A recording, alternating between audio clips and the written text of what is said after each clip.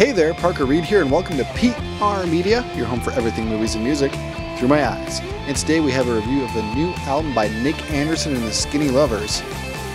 What the Punk? What the Punk is the newest full-length studio album by Nick Anderson and the Skinny Lovers, who are a local band from the Eau Claire area and just the Wisconsin region in general. And full disclosure, Nick is a friend of mine. I'm a fan of this band, but I promise that will not affect the rating that I give this record. I'm going to be as objective as humanly possible. But before we get into the review of the record, there is somebody that wants to say a little something before the review starts. Hi, my name is Nick Anderson and welcome to PR Media. Parker asked me to do an intro for this video where he is going to review my band, Nick Anderson and the Skinny Lovers' new album, What the Punk. I know Parker's going to be honest, and I haven't seen the review yet. I think that he'll probably have some bad things to say about the album too, because there's a lot of stuff to poke fun of in this album. I'm excited to see the bad and the good, because I think the higher up you go in the music industry, the more bad stuff you're going to hear. So if he has bad things to say, I'm taking that as a compliment. If I don't like your video, I'm going to punch you in the throat too, Parker. I put them in the throat! Parker.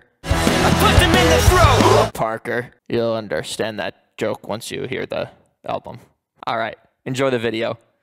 So to start things off, to say this is a musical departure for Nick Anderson and the Skinny Lovers would be putting it extremely mildly, because they're usually known for an indie rock, pop rock, just fun music in general. But this album is like a straight up like 80s jokey, think Blink-182, think early Green Day, kind of fun punk record where no song is longer than 3 minutes. And the backstory behind them actually doing this project was it was born out of COVID, because everybody's looking for something creative to do during the entire quarantine period. But Nick's father was actually in a band back in the 80s, and they had a bunch of songs they never recorded, a bunch of lyrics they never used, and Nick actually repurposed them and put them into this record. So I thought that was a cool idea for an album, but was it realized? Was it all worth it? Let's get into it. One of my favorite aspects about Nick Anderson and the Skinny Lovers is the fact that a lot of their music has a lot of meaning to it, a lot of emotion to it, and it draws a lot on some negative experiences to make a positive song. Some of my favorite tracks by them are the songs 24, Reflections, Longing, but on this album they ditch that entirely, so you will not have that whatsoever on What the Punk. And to start things off on the positive side, the song Bike Cops and Meathead are a lot of fun, admittingly. And when you can get in and out in under 2.5 minutes, you just have some fun, jokey lyrics. I don't think there's a lot of serious songs on this entire record. It's mostly just all jokes. It's all about having fun. And those songs, particularly Bike Cops, it's just hilarious. The story behind it about some guy who gets a ticket from a bike cop for $23.50 and he punches him in the throat and then the mayor in the throat. It's a great joke song, and there are some funny different jokes throughout this record, like the song Bleaching the Innocent,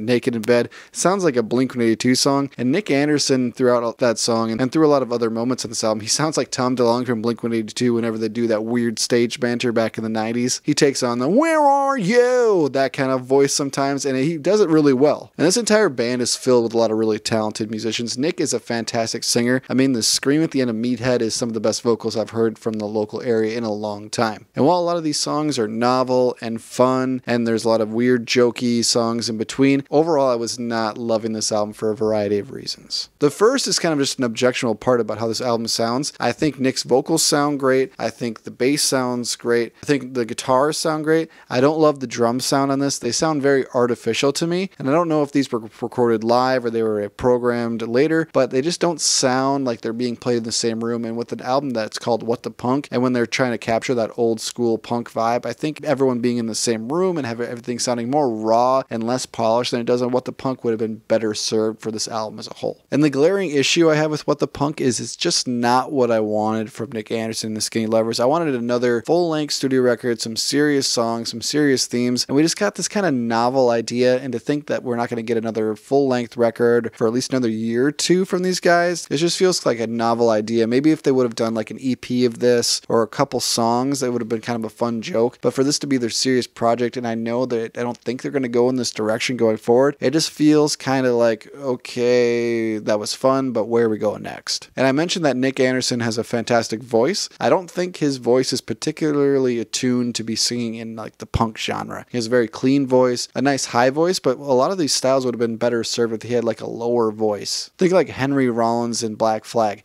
That kind of voice would have been better served for these songs and would have made them even funnier when you have a guy that's supposed to be serious but he's singing about a meathead, or he's singing about dad's new turtleneck or cow tip tripping or shoot some dope. And these songs are funny. There are a lot of funny moments on here. It just didn't feel as authentic as I wanted it to. I mean, there are solid moments on this record, and I did enjoy my experience with it, but when you put it into context and see what they could have done with their time instead of this, I just feel a little bit empty inside. I chuckled a little bit, but I don't think this album's going to stick with me very much. This album's kind of like the equivalent of a throwaway comedy like The Hangover, when you could have been watching something amazing like Citizen Kane or something. I think their first album, Ephraim's, a solid 9, 9.5, but my final rating for Nick Anderson and the Skinny Lovers, What the Punk, is a solid 6 out of 10. Sorry, Nick, I had to be honest. I do think the production on here is pretty good besides the drums. There's some great performances. There's some funny jokes, but at 13 songs, the joke just kind of runs its course about halfway through the record, and then you're just kind of like, okay, where are we going from here? Looking for a little bit more substance. The idea of using Nick's dad's old lyrics for this was cool. I just think it would have been better served at a little bit of a smaller dose. I think that would have helped this record in the long run.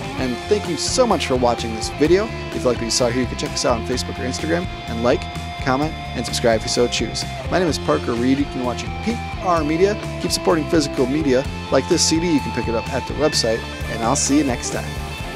Thanks, guys. He said, I'm gonna write you a ticket for $23.50. So I said, $23.50.